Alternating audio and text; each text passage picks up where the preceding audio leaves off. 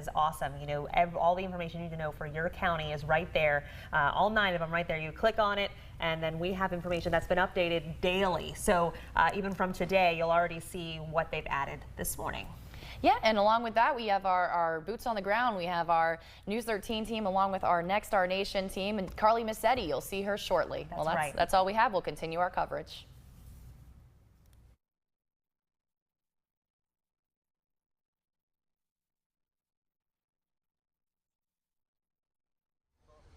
Hey guys, welcome back to News 13. We appreciate you following our coverage of the aftermath of Hurricane Michael. Now, just like the communities around the areas that have been affected, bringing in help from other states and around the state of Florida, we here at News 13 also brought in some help. So we have Linda here from our sister station in Nashville. So do you want to introduce yourself to everyone? Yes, Linda Ong here from News 2 in Nashville, the ABC affiliate.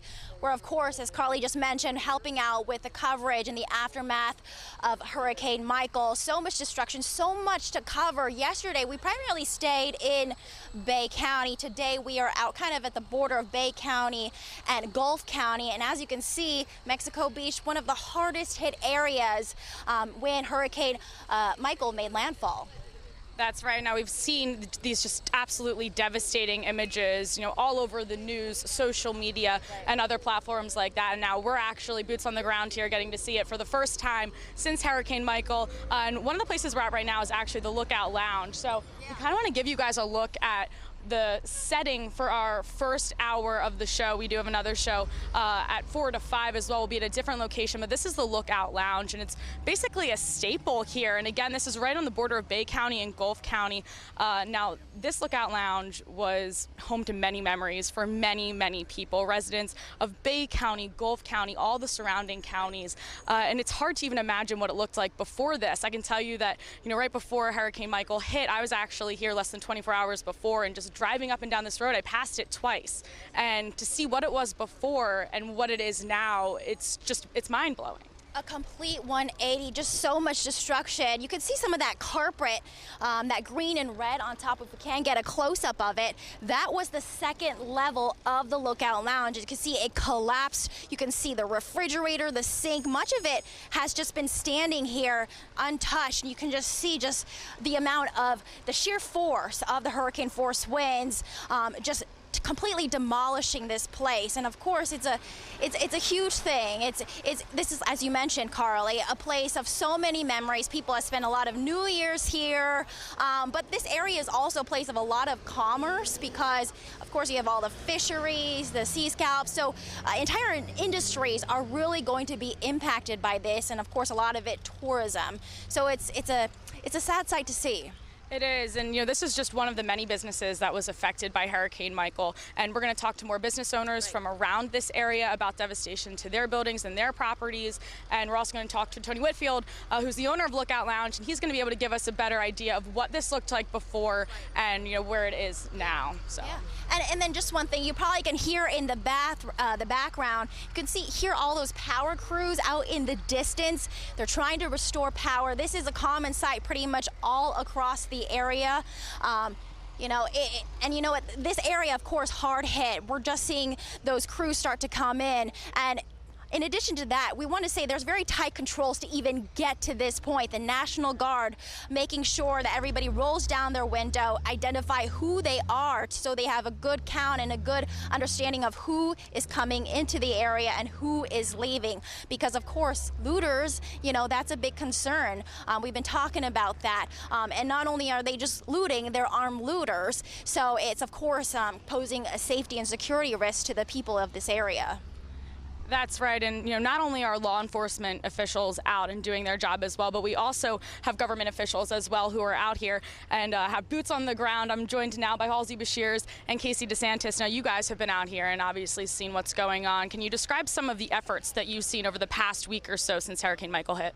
Yeah, I tell you what, we just visited downtown Port St. Joe and came from a community center down there where you can really see the spirit of the community coming together, passing out supplies, unloading supplies. I mean, Casey was in there, and Casey, you tell them about the school kids that were there and the teachers that were there. One of the things that I saw when we were here the last time, when Ron and I were here on Saturday and we were in Panama City, we were able to hand out supplies directly to the people. And then when we were here just a second ago, we had a chance to hand out more supplies. I did backpacks to kids who are going to start going back to school starting next week. Their teachers were there picking up them firsthand. Teachers are actually back in the classroom today doing some planning sessions.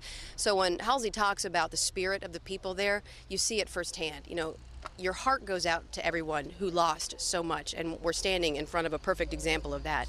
But when you see the community pull together to be able to go forward in a positive direction and life goes on, it really tugs at your heartstrings, and I was just proud to be a part of it. Being up there, that will restore your faith in mankind, seeing everybody there. The donations that are coming in are people from all over. I mean, we saw people from Alabama, Texas, where else, that were here just to help this community, because this place means more than just to the locals. This place means a lot to the people from North Florida, South Georgia, South Alabama, all over. So it's encouraging to see, but we still got a long way to go. Now, in terms of rebuilding efforts, you know, we were just talking about how we have the power crews working behind us. We have law enforcement officials out here directing traffic and trying to keep the area safe. Can you talk a little bit about those efforts that you've seen and why that's so important right now? Well, I mean, these guys are heroes out here working 24/7. There's linemen, again, from all over the southeast. And as soon as we can get that electrical grid restored, as soon as we can get power back up and running, we can start getting some of the normalcy back to these people's lives. We can bring in the supplies. These people will help. They'll build this place back up if you give them the chance. It was really impressive to see all the different entities coming together to make this work, right? We saw FEMA, we saw the Red Cross, we see the National Guard. We even saw the football team. They've got a game on Saturday, but they were delivering supplies into the gymnasium. Then we saw them go over to Operation Airdrop as they were dropping in more perishable food items, taking that off of the field, bring it into the gymnasium, then to distribute them to the people in need. So again, you see things starting to move forward. When you look around, it's tough to see. People lost everything. It rips at your heartstrings, but you do see that, you know what, community can pull together and we can get through this. Now, so many people affected by Hurricane Michael, and the people that you mentioned here helping out were also affected. The teachers, the football players, some of them have homes destroyed, family businesses, things like that. Can you describe the community here in Gulf County, just the resiliency of the residents here? Well, I mean, again, we keep harping on it because it's just, telling you just doesn't experience it. I mean, when you see people up there working as hard as they are, it's daylight to dusk anymore, right? Because there was still no power. Power got restored in Port St. Joe, and you would think it's a miracle. They're just so happy to get that peace. These people are finding a way to fight through it. They're finding a way to work together. There's no political lines drawn here. This isn't about who's right and who's wrong. This is about building their community back the best they can, bigger, better, faster, stronger than it was before. And I mean, it's inspiring to see. It is. It really is. And sometimes you don't even know it until you're on the ground and you can see it firsthand. And one of the things that really resonates with me is, you know, I'm so happy and very relieved to see that people are getting food and they're getting water, and that is in the process of getting distributed to people in need. But when you have an opportunity to give a kid a backpack, or you have an opportunity to give them a paint kit, and these kids haven't had much to do in the past few days, and they open up that paint kit, and it's like Christmas morning. It'll make your heart melt. And so one of the messages that I want to bring back, and actually what I brought with me when we came out here, were school supplies for the kids to get them back on their feet so that we can get back in the classroom, although some of them weren't too happy about that when I said, you guys got to go back to school. But, you know, to give them the supplies that they need, but also to say, hey, you know, we do need to make sure we get the fundamentals out here, the food and water, but also let's think about the kids. You know, they really do appreciate that stuff, and it goes a long way. Now, both of you know this community, so to be able to have those moments with students and teachers and people affected so directly by this hurricane, what does it feel like to you guys? Oh, I'll tell you right now, I can't stand up there, and if you don't get teary-eyed, if you don't get emotional, you don't feel that little feeling in your stomach, then you're not human. I mean, we talked to the police chief up here. He got teary-eyed because he's been working 24/7 because he just wants to go home and see his son. His house is fine, his wife is fine. You see that. I mean, you hear about the story about the 81-year-old lady who stood in there, and she weathered the storm with water up to her chest, watched her one dog die while she held the other one, and then walked out of that thing alive. All this stuff. If that doesn't move you, I'm afraid you're not human. I mean, unless you're the Grinch. Yeah, no, it's for sure. I mean, those stories, you know, you'll never forget those kind of stories. And then when people are telling those stories, then you see other people trying to help those people, right? And then it just keeps, it's like a cyclical thing. It's like, how can I help this person? And then this person knows this person, and how can I do something to help you? And what do you need? I'm here to help you. The community coming together is one of the most inspiring things I think that you can see. And to his point, it really does bring a tear to your eye when you go to the EOC and you see these hardworking men and women, a lot of them law enforcement in uniform, and they are there doing everything they can to make sure that the people around them are safe. And yeah, they want to get home to their families too. And yes, they've made sure that their families are safe and their kids. But when you see them get a tear in their eye because they missed their 9 9-year-old son, because they're working 24 hours a day to make sure that the people of this community are safe. I mean, that really tugs at your heartstrings. It's special to see. Right. Now, Halsey, you talked about a sense of normalcy, bringing that back. So where do you begin? Because obviously the landscape is a new normal, so to speak. So how do we work to bring the community back to a sense of normalcy? Well, we got to build the infrastructure back. Again, get the electricity back, make sure the water lines are safe, sewage is safe. And when we start from that, then we rebuild from the ground up. I mean, this is where one of government's jobs is, to come in and help the people that genuinely need help. That's our job as lawmakers, to get around here and help them get this done. And the sad thing is, it's just not here in Gulf County. This goes over to Franklin County, to Gulf County, to Calhoun County, Liberty County. Those are all small rural counties that people haven't even talked about. Jackson County, further up just north of us here, they're devastated. It is just like this. So we've got to rebuild this infrastructure. We got to get the support in here that we can do. We got to get those government services in here that we can do to help those people, and we will get it back right. I mean, what else is there? Yeah, and I'll tell you, just from the power going back on this morning, for a lot of people, like instantaneously you see people's demeanor changing, from when I've been here. And they said, I got that power, and that's like a sense for me of normalcy, right? And that's what they're saying. And so it's special to see it. Again, you see how it's going to be a long road, but you know that this community can get through it. You can see it's very evident, especially when you have leaders like Halsey Bashir's here. He's a good guy. Right. And now also as well, you mentioned how there are a lot of counties who need help as well, and they might not be at the forefront. We've been in Bay County, and now we're out in Gulf County. These areas that are in the outer lying communities, what do they need? Food, water, the basic services. We've got to get that electricity back restored so we can get the local businesses back running. The one thing we haven't talked about, though, is those small business communities, those business leaders, that they're the ones, they're not asking for anything. They're out there helping get it done. So with leaders like that, and you're going to meet, I hope you talk to some of them else here today, you're going to hear their stories and how they're the ones that are going to rebuild the community. Our job is to get that electrical grid back running, the infrastructure running, and then these guys, they know what to do. And you're speaking to a business leader who's standing behind the cameraman, who I hope that you do interview, because he said, you know what, my employees are not going to miss a paycheck during this. He's like, I'm going to make sure that they're taken care of. And again, that goes to the testament of the people out here. Great people. We've heard a lot of that as well. Thank you so much for joining us, guys. Thank you for the opportunity, and thank you for the coverage. All right, so yeah, we appreciate it. All right, now we have Linda over here, and again, small business owners in this community devastated by the aftermath of Hurricane Michael, but business owners also working to make sure that people still get that paycheck, and that's been a common theme. Now we have Linda over here, joined by another guest. Yeah, this is impacting a lot of businesses, business owners. We're now joined by Kenny Peak of Carpet Country. His business is just about 10 miles down that way. When people need a carpet, they come to you. You've been in business for 32 years. But after Hurricane Michael, a total loss. Yeah, pretty much. We took a direct hit with the wind and the water. All my inventory's wiped out, and we're dealing with the insurance right now. We're going to be back to serve our people. We've got some of our crews out right now tearing out flooring, trying to get wet carpet and stuff out, trying to help everybody we can, trying to get a payroll set up. I don't have any computer system, don't have nowhere. Eugene Raffield's letting me set up right now, and Capital or Centennial Bank's going to let me use a space there to try to get an office set up to where I can print some checks so I can keep my employees here in town and my subs. So tell us a little bit. We're glad you told me that your entire family sought safety in your barn a little ways ago. So we're very happy for that. Of course, things can always be replaced. But the day you got to come back out and look at the damage, what went through your head? It was just total devastation. I mean, you just wanted to cry. I mean, and just trying to figure out a plan as to what we're going to do and how we're going to get there from here. The people, everybody's pouring supplies in here. Everybody wants to help. My phone's ringing off the hook since we got cell service back. Everybody wants to help, and we don't know how to tell them what to do to help us. But the power companies have been great, but it's just like in the north end of the county up there from Weewalt, where I actually live, they're talking mid-November before we get power back in there. We have a lot of power back here in Port St. Joe, and actually right up to where my business used to be. But we're gonna get it. We're gonna survive. The Lord's gonna bring us through it. Yeah.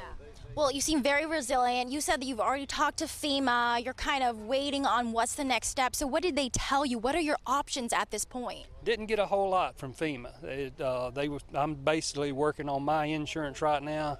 I'm kind of all alone there. The FEMA told me to work with my insurance companies and then get back with them at later. You know, I've got rentals that I've got people where water come in, they're displaced right now. We got mold growing. Yeah, we just got a lot of issues to deal with. And you were saying that, you know, if it's the case where you have to start all over again, move locations, this is a business you're dedicated to. So would you do that? Absolutely. Yeah, we'll be back. We're gonna continue to try to work our way through this and serve the people, and try to, the ones that we can get back in, and try to get some floor covering coming in here. I'm gonna find a location if Halsey Bashirs is working with us to try to get us a pod in my parking lot, so we can have a showroom, a little showroom set up with office space. As soon as we can get back this in business, we'll be there.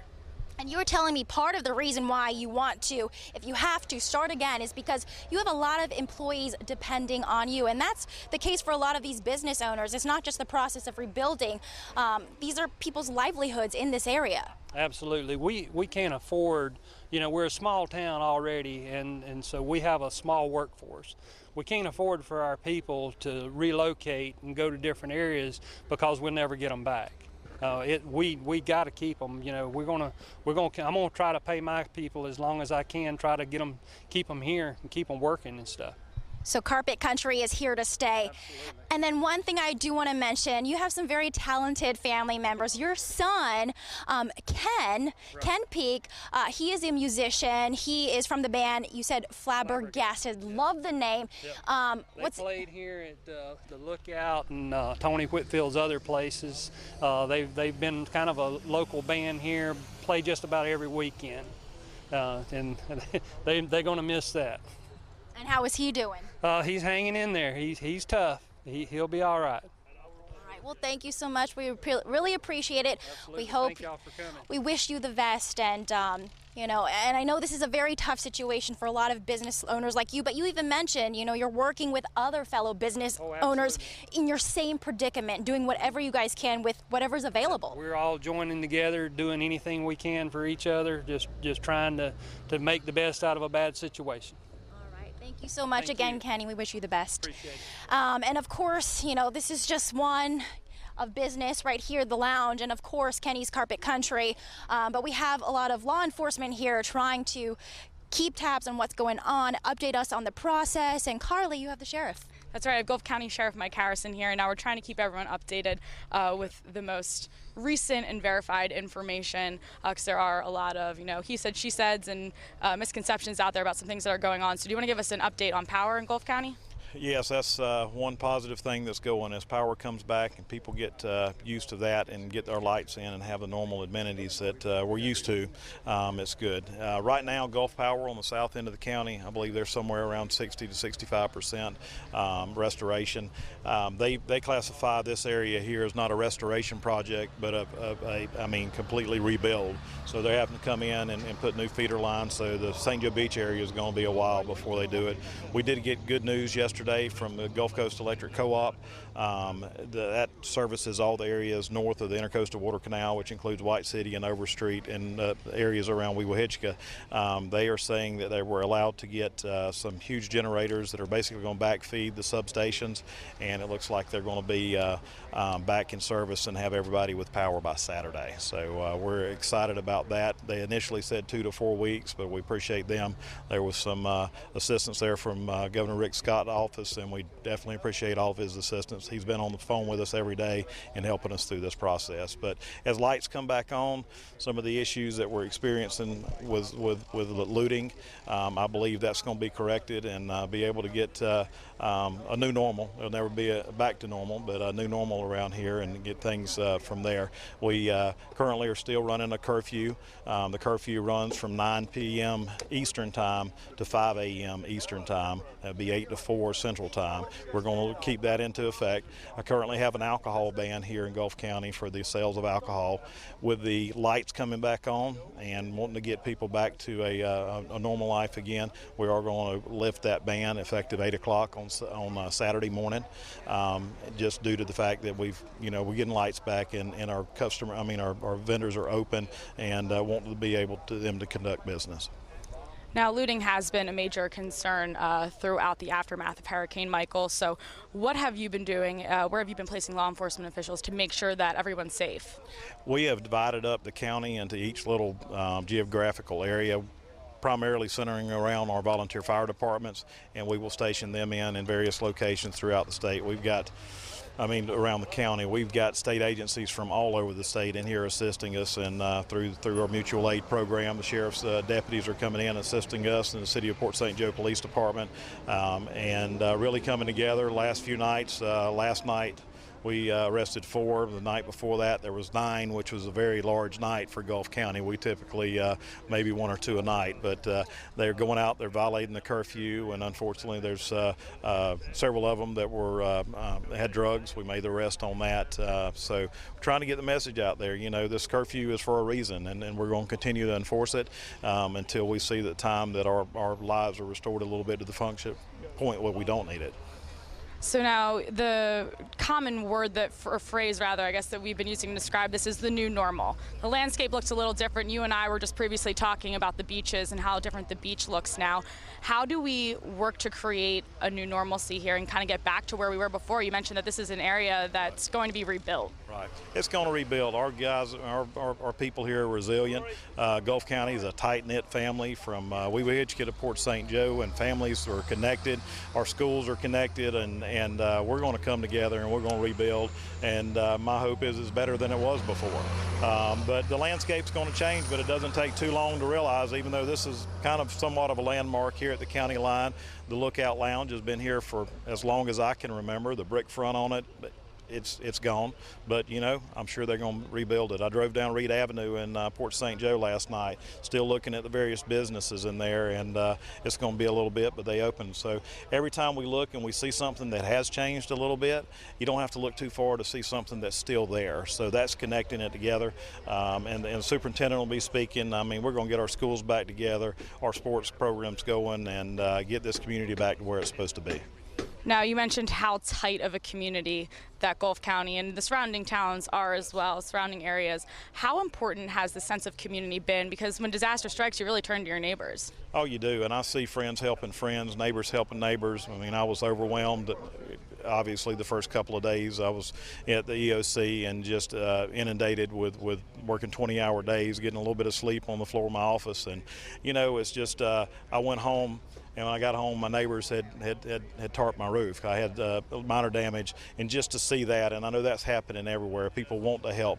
Other sheriff's offices coming in and just say, hey, what can we do? We want to send a crew there to take care of your deputies. And unfortunately, I do have 5 deputies that's lost their homes, and we're doing everything that we can to get them somewhere temporary. We've got a few of them staying at the sheriff's office right now in order to get them to the next stage, and we're really looking on trying to get them new homes.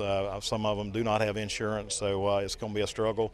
We're setting up a GoFundMe account through the Florida Deputy Sheriff's Association, and if they want to designate that donation specifically to Gulf County deputies, they can put it in the notes on there, and we really hope that'll help them in getting established a little bit more and replacing some of their household items. They've lost their clothes, they've lost their furnishings, and the roof over their head. So they've got a job, and we're going to continue to keep them working. The sheriff's office is, we've come together, and we're doing good, and it's making us stronger. Thank you so much, Sheriff Harrison. We appreciate your time. Thank you. All right, now one of the things Sheriff Harrison mentioned is the schools. It's important that they get back up and running, and we've heard a lot about that. There's been a lot of talk about the importance of getting education back up and where it was before. Sports programs are starting to get going again. I know you have the superintendent here with you. We have actually, we're going to have him just a couple of minutes, but first we're going to talk to another business owner. This is Eugene Raffield of Raffield Fisheries. You guys this is a 6th generation business. You guys started in 1898. That's right. But you guys in some ways dodged a bullet when it came to Hurricane Michael. It was a good Lord. I came over the bridge that morning, and you know, it was just like looking in something that wasn't supposed to be there. Everybody's total disaster on each side of our business at 1624 Grouper Avenue, and I looked down and I realized that my business and my boats, with minimum damage, we're still up and running. We've got a 10 million pound freezer that's cold at 0 degrees. I've got a refrigeration system that's a 13,000 pound ammonia system that's back up running today. And since that day, we have been so blessed and been able to give out back to our community. We've done somewhere around, I don't know, 150,000 pounds of ice. I've got another 150,000 pounds of ice made, and anybody needs any ice, 1624 Grouper Avenue, our friends in Bluntstown, Weewall, White City, anywhere it doesn't have power for the next month, whatever. If you need ice for perishable items, we'll give it to you. It's not going to cost you a penny. God spared us for a reason. We want to give it back. We want to give it back. To all my employees, you take care of your homes. I haven't been able to get up with some of you. Nobody at Raphael Fisher is going to miss a check. We're going to do everything we can as long as we can. There's a lot of things going on. Our emotions, it's hard to put it in words. I just feel so sorry for the victims and the families that lost their life. They're number one on my heart. These things can be replaced. We are a tough people in this area. There's a start to this, and there's going to be a finish to this, and we're going to make it. It's going to be a long haul, but we're going to move forward. And of course, we just talked to Kenny, one of the other local business owners, Carpet Country. You guys are kind of working in tandem. You're kind of I want to say like kind of troop leader, because you do have your business still kind of working and functioning in some ways. At least the structure itself still stands.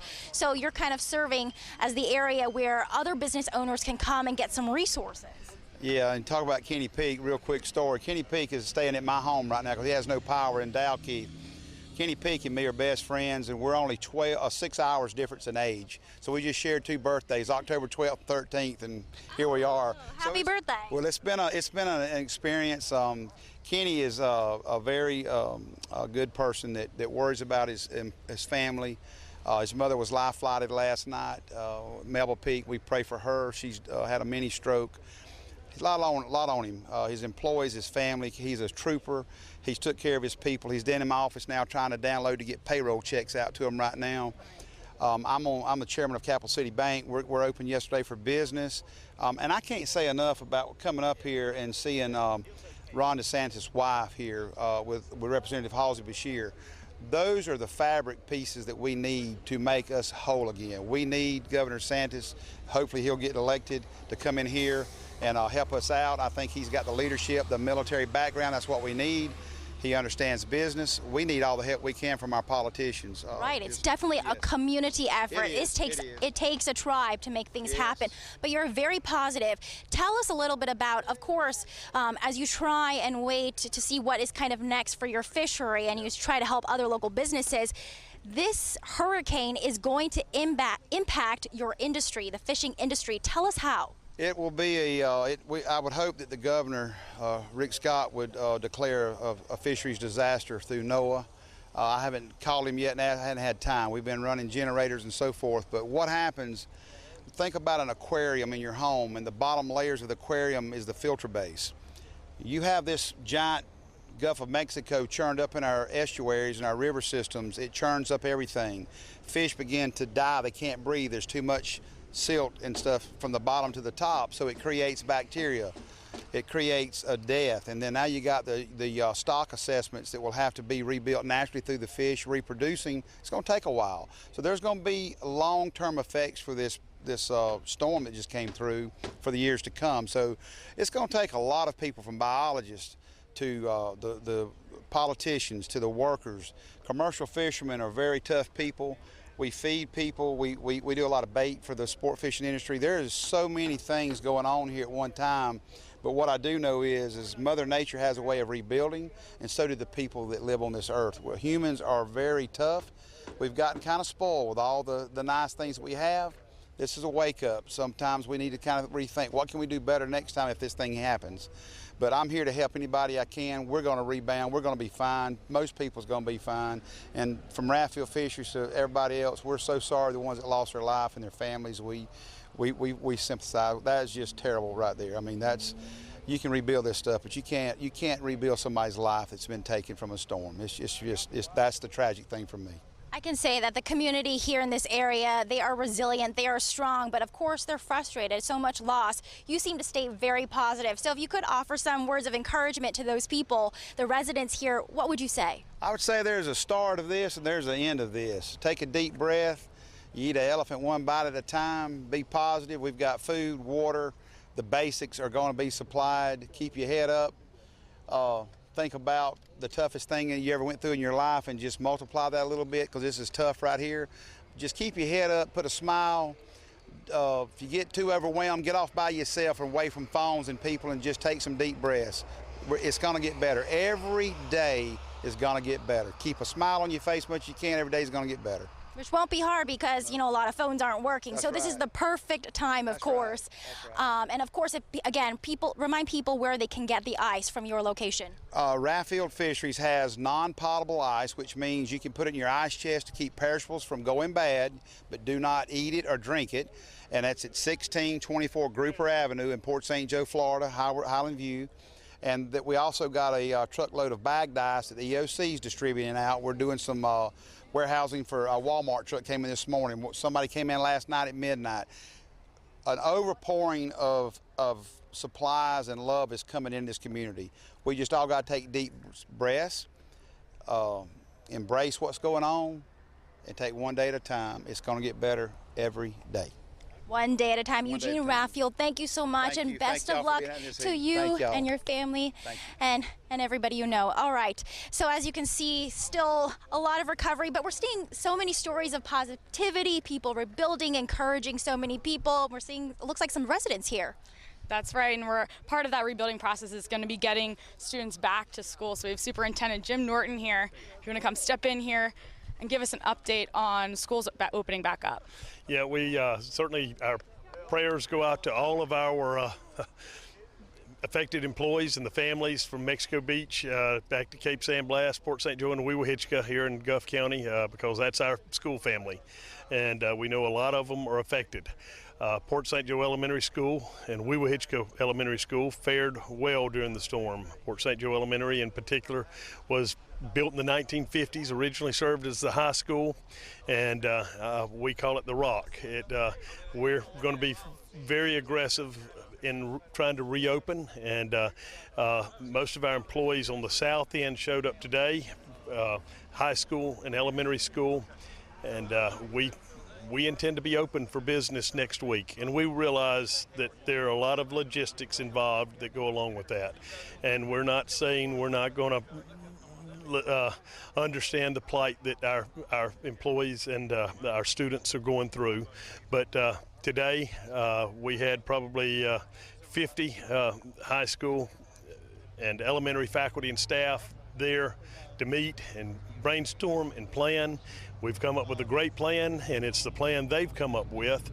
And later today, we want to leave an FAQ for you to help get out. As a matter of fact, we'll leave that with you here because we do have limited internet ability. Well, we don't have any to be able to get that out, so we're going to count on you getting it out. But bottom line, our plan, and I want to share this publicly, will be that employees will report in on the south end beginning today. They did come in today. We were not intending until tomorrow, but tomorrow we do have power and water at Port St. Joe School, at Port St. Joe Elementary School. And initially it will serve as the K-12, and we'll branch out. We'll get over to the gymnasium. There is some damage to CPOD, pretty significant damage to CPOD at Port St. Joe High School, but we've got a good battle plan moving forward. But tomorrow, which is Friday, October 19th, teachers, faculty, and staff will report in. On Monday, faculty and staff will come in for a planning day and be receiving to, I'm not going to call it register kids, but let kids check in from our district and any other district or any other school that is displaced. Come to Port St. Joe Elementary School and let us check in. We intend to be set up to serve a hot lunch. And though it won't be our first school day, that's Monday, October 22nd. The following day, which is Tuesday, October 23rd, we intend to be open for business. So that is this Tuesday coming up. We want those who can make it back to be in school. And the teachers are very excited, and that's on the south end for the Port St. Joe, Mexico Beach students. On the north end, we're going to follow one day later. So where I said tomorrow, Friday, Monday, and Tuesday, for Weewahitchka, we intend to follow with Monday, Tuesday, and Wednesday. So it'll be a little bit of a staggered day. And the reason for that is we've been given an assurance by Gulf Coast Electric Cooperative that by Saturday, that's day after tomorrow, that Weewahitchka Elementary School will have power up and going. So they know that's a priority, and that's something that couldn't have been done without without Governor Scott being here. And I think he's got a direct line to President Trump, and the 77 miles of feeder line that supplies power south to work the north end. Those lines were down those transmission lines were down in Alabama, and it's taken a federal effort. And I'm totally convinced, as everybody else is that's witnessed this recovery, that our governor has the ear of the president. But getting back to our mission, schools are going to be open sooner than later, and we understand that doesn't mean that everybody can make it. But we are like Phoenix rising from the ashes. We are rebuilding, and we are very much optimistic about our future ahead. Now, the education concerns have pretty much been at the forefront of everyone's mind since immediately seeing the devastation of Hurricane Michael. So a lot of people were saying it might be months until students get back into school. Now you're telling me that it's going to be more like 2 weeks. So what have some of the efforts been behind this? 2 weeks. I said more like 4 days. Well, 2 weeks from when the hurricane first hit is what I mean. Okay, I've got yeah. Yeah, it's a little bit of math. I'm not a math person, but I just a little bit of math. And I am going to say this, and I think I know your question. I think initially we said November 5th. Then we brought that back to October 29th, and people got that date going. Where I'm at right now is October 23rd. But reality is we're probably at October 22nd. And our cities, literally from Panama to Hathaway Bridge to the Gulf Franklin County line, going north through Weewald to Bluntstown to Marianna and all the little communities, Kiner and Alpha, all the way to Bainbridge, Georgia, as far as I know, and seeing the limited amount of news. But it's total devastation. And our cities, the government will help do its job from FEMA, our government leaders. Again, we're so thankful Rick Scott and Halsey Bashir, Senator Mumford, George Gaynor. I could go on and on. Senator Broxton from Pensacola. They've all been here. Jimmy Petronas.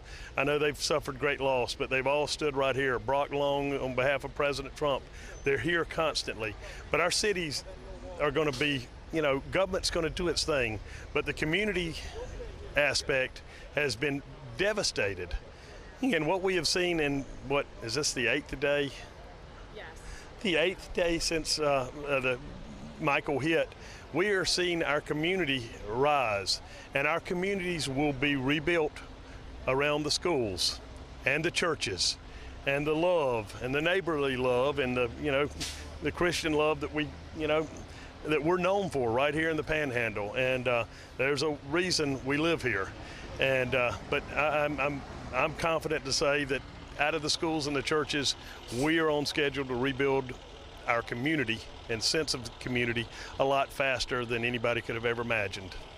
Now you have 2 students here with us now that you want to try and bring on, right? Can we try and get them on? We will try, but I said I didn't want it to be about athletics. This is about literally. Well, they're students first. But I do want you to hear, they're back, and if you can get them to do a comment, come on in, guys. Come on in, just real quick. These are the brothers. Real quick. The Zaccaro brothers. Introduce yourself. Linebacker right there for Port St. My name is Kyan Zaccaro. And tell us who you play for in your position. I play linebacker and I play running back also. Port St. Joe. Yes, ma'am. I just play basketball. I don't do football. That's okay. Tell us your name. My name is Lawan Zaccaro. All right, so now you guys obviously were affected by Hurricane Michael. You're getting back to practice and everything, right? How does that feel? It feels pretty good.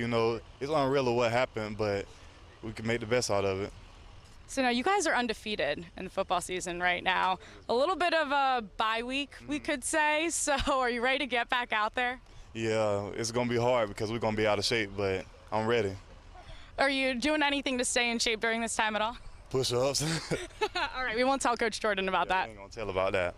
All right, thanks so much, guys. Thanks for joining us. So there you got to speak to some student athletes as well and hear kind of what they've been doing and how they've been affected by this. But ultimately, the message of rebuilding remains the same. Trying to get the school systems back up is a major start. We've seen, crews working to clear roadways, get power back up, and there are just so many components to rebuilding these communities, and it's so amazing to see how far we've come in 8 days since the hurricane hit. And sewage is also another thing. It's not a glamorous thing to talk about, but also waste. We've seen some garbage trucks come by, and usually you wouldn't really think much of it, but in a place with so much debris and trash all over, it's a welcome sight. We hope to see more of them, of course. Of course, not, as I said, not a glamorous topic, but just to remind you, we're out here along the border kind of Gulf County and Bay County.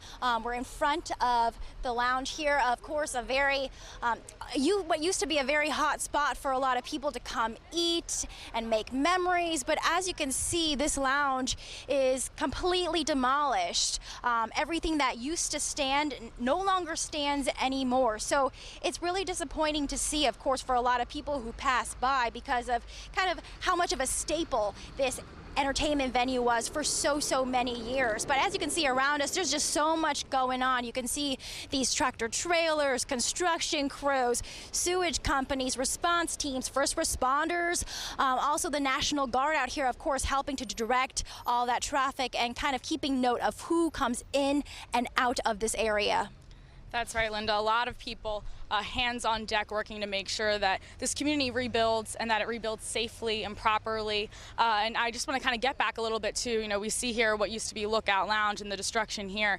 And this is just one of many businesses that was affected by Hurricane Michael and plans on rebuilding. If we could also take a look across the street though. Now, I know you didn't get to see this before, Linda, but before, when you would drive down this road here, it would be beautiful palm trees, you have your clear beaches, and you can just see the debris, the trees all over the beach. It's a different landscape now than it used to be, but I imagine most times people on a beautiful day like this, you would see a lot of people on the beach, but of course nobody is out there because they're rebuilding. Right, everybody's all hands on deck working, and it's pretty hot out here, so it would be ordinarily a nice beach day, but you can just see how different this landscape looks than it did before. Yeah, absolutely. And I'm finally getting to see a lot of the damage. But, we're hearing so many stories in light of all the destruction and the damage. Of course, this area, Mexico Beach, getting hit very hardly when Hurricane Michael made landfall. But we're hearing so many stories of so much positivity. Business owners now with nothing, but working in tandem with each other. Whoever has a standing office room, whoever has reception, they are working together to make sure their employees hopefully get paid, because there are lives at stake here. People still need that money, probably more important now than ever, to rebuild their homes, get their lives back on track. Right, and one thing too that I kind of want to reiterate, when we were talking to Gulf County Sheriff Mike Harrison, he said, while things may be different, we may have a new normal, our landscape looks a little bit different, the scenery and all that, we still have our sense of community. And he said, you might drive down the street and see what used to be your local bar or your local restaurant, and it might be on the ground or a roof caved in. We're seeing all of these different things, just buildings looking differently than they did before, he said, but you still know it's your community. He said you still know that you're home. It still feels like home despite all of this, and I think that really speaks to the resiliency of the residents in the Panhandle of Florida. Yeah, we're seeing so many stories of that in the midst of kind of all the organized chaos that is going on. You can see kind of in the background, if we can pan over there, you can see utility crews trying to get that power up and running, and that's a kind of a common sight throughout the Mexico Beach area as we border these two counties. But we're seeing a lot of those construction crews. When we first got out here, it looks like a couple of them were kind of powwowing, seeing what their game plan was. And you know what? Thank goodness for a lot of this area, those using Duke Energy. By tonight at midnight, we're hearing that most of the power should be back on. So it's good news. That's not the case, of course, for everyone in the area is impacted by Hurricane Michael, but it's something. Definitely, and you also have to remember we were hit by a strong Category 4 hurricane. I mean, so there's going to be a rebuilding process, and everyone that we've spoken to has talked about the importance of having patience. And we're 8 days out. When you think about the strength of this storm and the devastation that it caused, and to see the progress that we've made in that time, it's pretty insane. Yeah. Yeah, and you can just see like all the activity. People are hard at work. Nobody is just sitting around. Everybody is meticulously trying to do what they can. So it's a good sight to see. And in the midst of all of this, people are sending a lot of words of encouragement to each other. But in the midst of all of this, I do want to provide an update from the Assistant County Administrator. Work is being done. We do have an update from Warren Yeager. You know, you've been in county office for, you said 15 plus years. Have you ever been through a hurricane as devastating as Hurricane Michael? No, this is probably top of the line for any hurricane I've ever seen or witnessed. We had Opal back in '95 that did a lot of damage to us, even though it went in at Navarre. But this is unprecedented for this area. And what can you say about the specifics in terms of what is being done specifically for Gulf County when it comes to that recovery and relief process? Well, first of all, the governor's been great. He's been here multiple times, making sure that our EOC had all the things that they needed. We've had the head of DEO, Sissy Proctor, here already talking to our local businesses, telling them what is available for them in short term and in long term, how they have bridge loans available to those. So I guess we're getting to the point to where we're trying to help our citizens help themselves to make sure, number one, health and safety concerns are met. Number two, for them to be able to get back in their homes and have power and have all the amenities that they need to have to continue their life. And number three, feel comfortable staying right here in Gulf County, which we know they will. It's a beautiful place. It's still a beautiful place. You can see today it's Chamber of Commerce Day today. So we're just, I'm proud of the citizens. They have really, they've taken it upon themselves. Government has a role in all this, and we as county government and our commission has done everything that they can to make sure that government has taken care of what government's supposed to do, but they've also taken care of themselves. And I'm so proud of our community, and God's looked after them, and all of them are safe, and we're happy to be where we're at today. Well, and you wanted to remind me earlier that, Gulf County is a small county, so huge devastation for a majority of the population here. So in terms of this area getting back on its feet, you've been in contact with local, state, federal officials. We're seeing a lot of them just kind of driving around us right now. So with those talks, what are the biggest issues right now affecting the community? Well, I think one of the main things we want to make sure is when people come back, they have a job to come back to. So the head of the DOC, the governor got the head of the DOC here. We had a prison that was devastated. They evacuated all the prisoners. The corrections officers that are there, probably 850 jobs at corrections. We want them to be able to come back, so we want the state to rebuild that prison to make sure that those jobs and those people stay in our community. And the governor's been great about that. They have committed that they're going to build that prison back.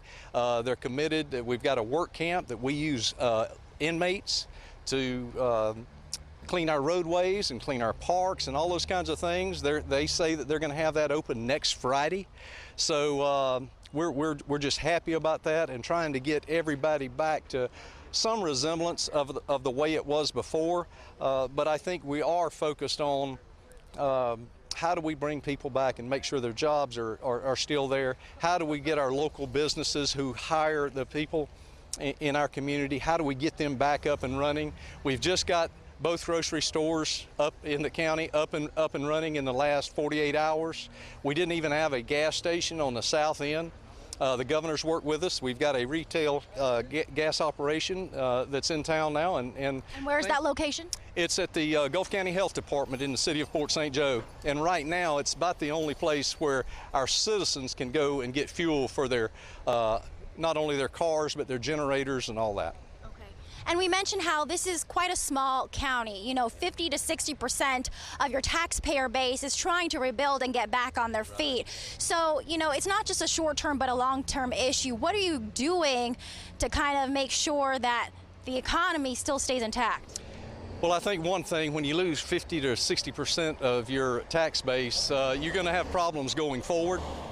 So what we've been talking to state and federal officials about is how do we bridge that gap? How do we ensure that local government can continue to operate and do the things that we need to do, whether it be law enforcement or whether it be EMS or whatever. We need to make sure that going forward over the next year or two that we have the funds to be able to do that. And that's one of our concerns. When you lose this type of tax base, the money's quit flowing, and there's no way that you can cut that amount of funds out of your county budget. So we're concerned about that going forward, and we've already had those discussions. We're proud that FEMA's director has already been here, Brock Long, and we're just proud of all phases of government. But more than that, we're proud of the people in this community that have worked together. The churches have worked together, and we're all trying to help each other rebuild this community. You know, you just mentioned gas, you mentioned food. One other necessity, of course, is power. Talk to us about the situation there. With Duke Energy, a lot of the power has come back on. Talk about that first, and then I want to ask you about the co-op, too. A lot of residents have been calling our station, actually asking when the power is going to come back on. Right. Well, Duke Energy's, both energy companies that service our area have been great. Duke Energy mobilized early on. So they were ready to come in our community the next day. Within probably 48 hours, they had over 1,000 personnel and I don't know how many trucks to make sure that they reestablished all the power that they could possibly establish. And I'm not sure what the percentages are now, but they've already got power to the critical areas in our communities, to the schools and to the water system and the sewer systems with the city of Port St. Joe. So all that's working very well on the south end. And how about those residents who use the Gulf Coast Co-op? Again, I mentioned a lot of them have been hearing rumors that it may take as many as 2 months for them to get their power back on. Yeah, well, we just had a meeting yesterday at 9 a.m. and the head of the co-op actually give a timeline for that. We're now seeing where it was 2 months and it was 4 to 6 weeks and it was 2 to 4 weeks. Now they've got that down with the help of the governor and others. They've got that down to where they believe that they can have that everybody powered up that's on the co-op by Saturday night. And we hope that happens. That certainly is critical for people to be able to stay in their homes and do the repairs that they need on their homes. All right, please keep us updated on that because, of course, we have a lot of viewers concerned about that. The other thing I want to ask is those needing inspections done, county is doing it for those homes impacted, correct? Yes, we have many homes, as you know, in not only the beaches but Port St. Joe. And as that power comes back on, it's coming from the east to the west, and many of those homes are getting power now in the city of Port St. Joe. So the county's working with the city, and we're working with those homes to make sure that when that power is ready to be turned on, that we do the inspections to make sure the home is safe. And once we do that, they put a tag on that power, and they get power back to each home. So we're doing those just to make sure that people get back in their homes, they get back safely, and we're doing that as a service from the county. Okay, and is there a number or something that homeowners can call when they get that power on to make sure that they are safe in their own home? I think the best thing to do would be call 229-6106, and they'll direct that call to wherever it needs to go.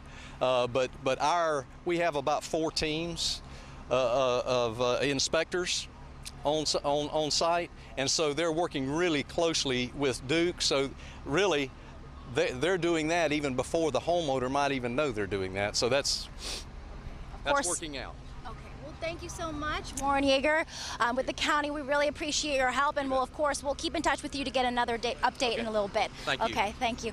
And as you can see, a lot of activity. We have a line of cars along the highway here, just along the coast, a mix of first responders, different types of help, rescue crews, power crews, and of course the National Guard over there trying to direct traffic and making sure that everybody who is here is supposed to be here. And of course here we have the person most affected by this hurricane. That's right. We're joined by the owner of Lookout Lounge, Tony Whitfield. Now, Tony, I know it's hard to see your establishment look the way it does now, but for those of the people watching that don't know what this looks like before, can you kind of describe, because it's pretty much all over right now, what did this look like before? Believe it or not, that used to be a brick wall across the front there, and then it was 2 stories, and evidently the hurricane, when it came in, either the surge or the wind blew out that front wall, and then the whole building just collapsed. And so now you were kind of starting to tell me a little bit before what some of the demolished part of the building is over here. What do we have? This is part of the 2nd floor that floated down, and everything you see up there is the 2nd floor that just kind of collapsed in, and everything below it's just rubble now. And this is untouched, correct? Yeah, nobody's messed with it that I know of anyway. So where do you begin to rebuild from here? Do you have plans for how to come back from this? Or? Well, nobody's got exact plans for how to come yet, because a lot of it depends on, we're still waiting on adjusters to come for the insurance, and building today to the new codes is a lot more expensive than what they were even insured for. So we just have to take our time. We've also have restaurants down the street, but they were structurally okay, and we know they'll be back. But we're in the process of stripping out Shipwreck Raw Bar right now, and hopefully in quick time we'll have something open where people can go get something to eat, and then we'll start working on Paradise Craft House, and hopefully by then we'll know what's going on with this and get Lookout turned around and rebuilt too. So.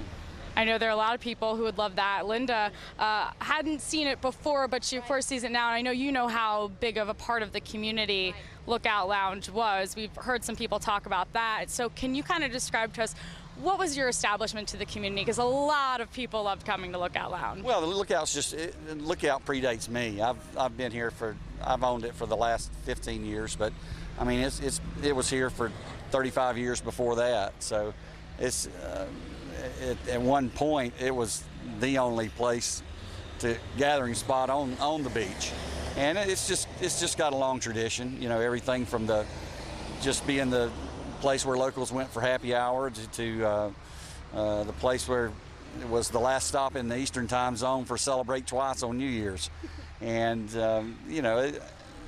those kind of memories. They'll still be around when we get rebuilt, and I'm sure they'll get reestablished. So now you mentioned happy hours. I know that even though the building looks the way it does now, there was still a happy hour held yesterday, I believe. Tell us about that. A lot of the patrons gathered up in the parking lot yesterday, and they're like, they can take away our building, but they can't take away our happy hour. So everybody brought their tables and chairs, and their beverage of choice, and sat up and had happy hour yesterday. No one named Michael invited to this happy hour. No. Anybody named Michael's had to change their name, so that's it. Yeah, we're going to come up with an alias for everyone named Michael who enters this establishment from here on out. Pass the mic over to you. So if it's the case, I'm hearing all these stories of how much of a role and how many memories were here at the lounge. If it's the case where you have to rebuild again, possibly choose a new location, would you do it? Well, this is the location. If the Lookout's going to be someplace, this is where it's going to be. Any other place, if you open up, you'd have to name it something else, I think. But we'll see. In time, I think it'll take time for the whole beach to rebuild, and hopefully, as the beach rebuilds, we'll get this back on track. And by the time there's a real big demand for it, maybe it'll be back. In the meantime, just everybody bring your tables, bring your chairs, and we'll all have a drink. Absolutely. Happy hour's not cut off. No. Can never cut away happy hour. Thank you so much, Tony. We really appreciate it. Best of luck. And, of course, we'll continue to follow your story of recovery. Yeah, just let everybody know. This place isn't going anywhere. So everybody's going to rebuild. We'll be just fine. All right. Thank you, Tony. Thank you so much. Wish you the best of luck. And of course, just to remind you, we're in front of the lounge here. Oh, be careful. But again, there's just a flurry of activity. So many business owners in this area coming every couple of minutes really to check on the damage, assess the damage in the midst of all the power crews trying to get power back up. Residents, you can see, just trying to kind of find their way through all the rubble. But again, such resilience in this community, and it's such a great sight to see, because it's going to be a long road before we see this area be how it used to be before the hurricane. Definitely, and I mean, I wish you had the opportunity to see what it looked like before. I mean, such a beautiful area along the coast here and such devastation, but it's just the same message that we've heard from everybody. Hope and resiliency, things like that. And a lot of the people that are here helping provide these relief efforts were also affected by Hurricane Michael. And that says so much about this community, the fact that they've also lost things, the fact that, their lives are a little bit in shambles too. And they're still out here doing the best that they can for their community, lending a hand to their neighbor. And I think you really appreciate your neighbors in a time like this. We were talking earlier about how you really turn to your neighbors in the middle of catastrophe because you need that support. Yeah, and there's just anywhere you look, there is that support coming from officials, neighbors, business owners, those who have lost everything. They're doing what they can, offering a towel, whatever they can, food, water, ice, and all of it, in our everyday lives. We don't think much of it, but it's something. That's right, and I mean, even just with the road here behind us, you can see how busy it is. So crews are actively out here working. Curfew is still in effect and all of that, but people are still out here doing the best that they can to rebuild from Hurricane Michael. Yeah, exactly. And you know what? We're going to continue our coverage coming up at 4, so make sure you stay tuned, and thank you for watching.